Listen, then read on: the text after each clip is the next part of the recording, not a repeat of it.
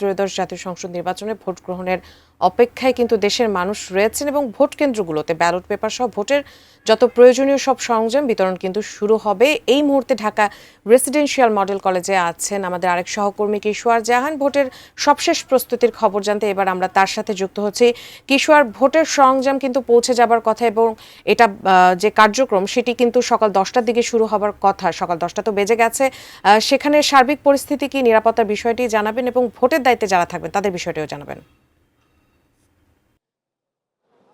ঢাকায় যেই 20টি আসন আছে তার একটি ঢাকা 13 এবং সেই ঢাকা 13 আসনের যেই নির্বাচনী সরঞ্জাম সেটি কিন্তু বিতরণ করা হবে এখান থেকে। আমি এই মুহূর্তে আছি মোহাম্মদপুরের residential model school and college এবং আসলে দেখতেই পাচ্ছেন পিছনে কিন্তু এরই মধ্যে নিরাপত্তা বাহিনীর সদস্য যারা আছেন, আনসার বলি, বিডিবি বলি এবং সেনাবাহিনীর সদস্যরা, ওনারা কিন্তু অবস্থান নিয়েছেন এবং সকাল থেকে যারা যেই কেন্দ্রগুলো থেকে আসলে প্রিজাইডিং অফিসাররা ভোট কেন্দ্রের সরঞ্জামাদি গ্রহণ করবেন ওনারাও কিন্তু এরই মধ্যে এসেছেন। আমি ভরসা রাখি হিরন স্মার্ট ওয়াটার পিউরিফায়ারে।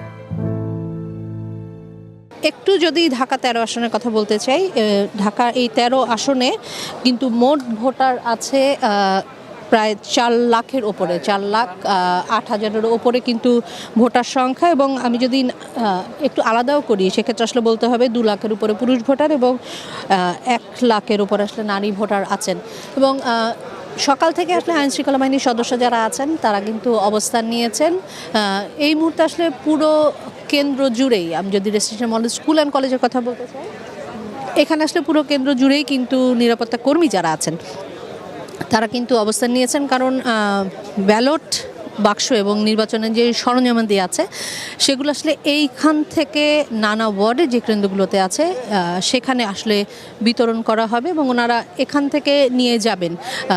নিরাপত্তা বাহিনীর সদস্যরা যেমন এখানে অবস্থান নিয়েছেন, একই সঙ্গে কিন্তু নানা ওয়ার্ড থেকে আসা দায়িত্বরত যারা আছেন, প্রিজাইডিং অফিসার থেকে শুরু করে সদস্যরা, তারাও কিন্তু এসেছেন। কারণ এই কেন্দ্রটি থেকে আসলে মোহাম্মদপুরের যেই কেন্দ্রগুলোতে আসলে ভোট অনুষ্ঠিত হবে সেখানে সরঞ্জামাদি এই রেসিডেন্সিয়াল মডেল স্কুল থেকে আসলে নিয়ে যাওয়া হবে। এবং এই ঢাকা 13 আসনের কথা যদি একটু বলতে হয়, এখানে কিন্তু প্রার্থী যারা আছেন আমরা দেখেছি প্রচারণাতে এরই মধ্যে শেষ।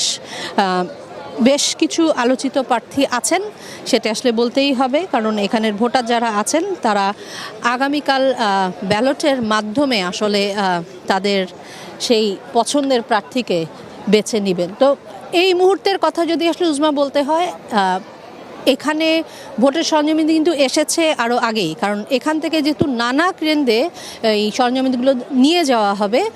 সকাল থেকে নিরাপত্তা কর্মীরা যেমন বেশ কড়া অবস্থানে আছেন এবং আমরা দেখেছি আসলে 8টার পর থেকেই যারা এই সরঞ্জামাদিগুলো কেন্দ্রগুলোতে নিয়ে যাবেন, প্রিজাইডিং অফিসার সহ এই সদস্যরা আছেন তারা নিয়ে যাবেন, তারাও কিন্তু এসছেন। এখন আসলে অপেক্ষার পালা কখন আসলে সেই সরঞ্জামাদিগুলো ওনারা আসলে বের করবেন এবং নিয়ে যাবেন।